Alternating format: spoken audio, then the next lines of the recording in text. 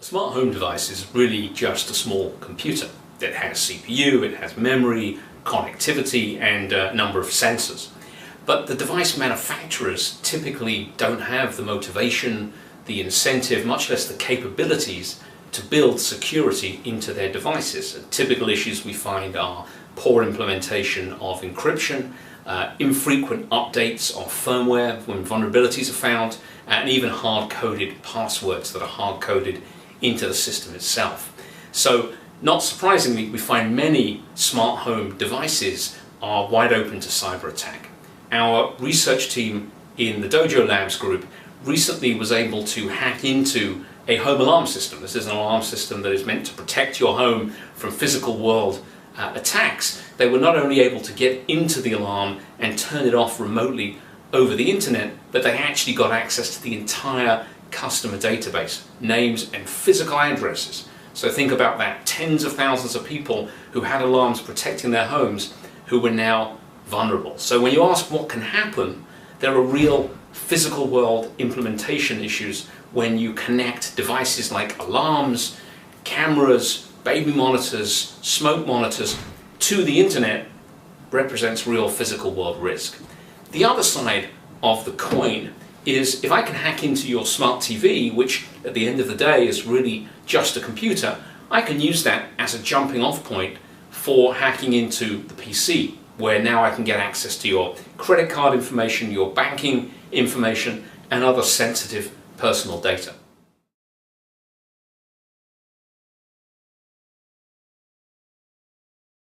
Well, the philosophy is quite simple: to bring enterprise-class network security technologies and approaches to the problem of cybersecurity in the home. But to do that in a way that is incredibly simple and straightforward for consumers. If you roll the clock back just 2 or 3 years, the typical home network was a couple of PCs, maybe a printer, a couple of smartphones. That was about it. Today, it's not uncommon for consumers to have dozens of devices in the home, all connected to the internet, and that number is only going to increase over time. But a business has the tools and the resources and the staff to configure and manage the security of their network, and consumers don't. That's the reason that we developed Dojo, to give consumers the peace of mind they deserve as they adopt smart home technologies.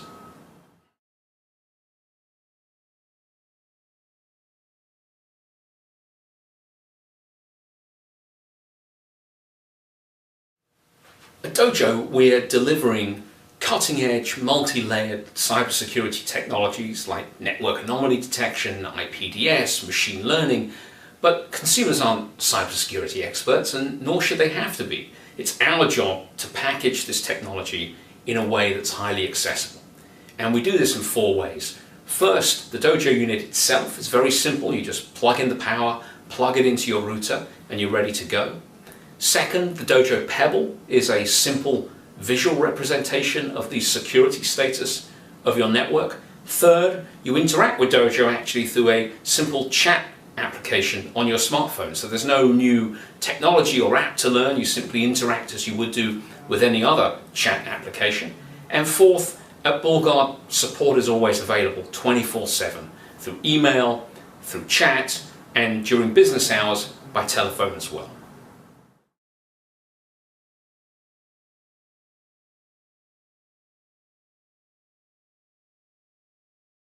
Dojo is continually learning about device behavior, not just in your network, but across the entirety of our customer base, learning to discriminate good behavior from bad behavior. So for example, if you have a Nest thermostat, a Nest thermostat really is designed to do a very simple set of tasks, sending small amounts of data back and forth to Google servers.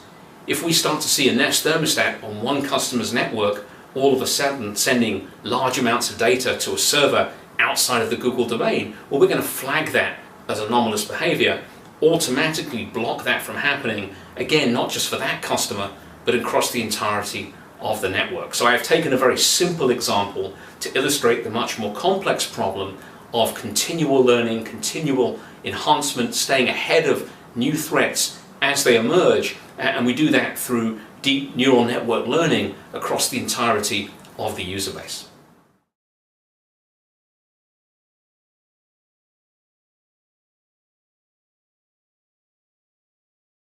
Well, actually, security vendors are stepping in to fulfill a vital role. As I mentioned before, device manufacturers are typically optimizing for time to market, cost of goods, and security is really at best an afterthought.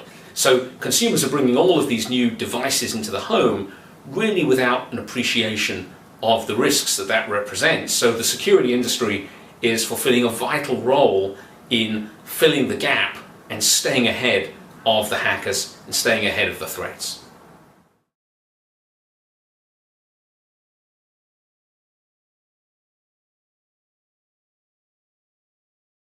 The reality is that device manufacturers aren't software companies, they're not cybersecurity experts, and in many cases they don't have the capabilities, much less the motivation, to actually build security into their products. But there's a lot more that they can do, from the basics of ensuring that users are selecting strong passwords, to correctly implementing encryption algorithms, ensuring that when vulnerabilities are found in their firmware, patches are created and issued to end users, to ensuring that the interfaces of their product, whether it be an app or a website or a cloud server, are properly protected against cyber attack.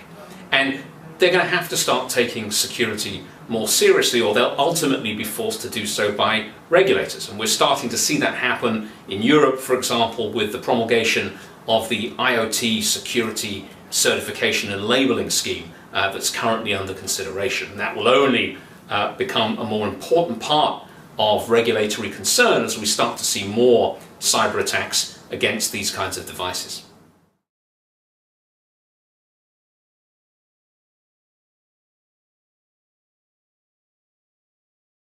Smart home is a fast-growing market with literally hundreds of new products introduced every year with competing standards and platforms. So there's a huge opportunity for the channel in helping to educate customers about product selection and how to integrate a solution that's workable for the home. And trusted advisors are more important than ever in this complex market. They're important for the growth of the market and for end customer satisfaction and ultimately for end customer success. And especially through this complex purchase cycle, the channel has a pivotal role to play in helping to educate customers about the cybersecurity implications of these technologies and how to keep themselves safe.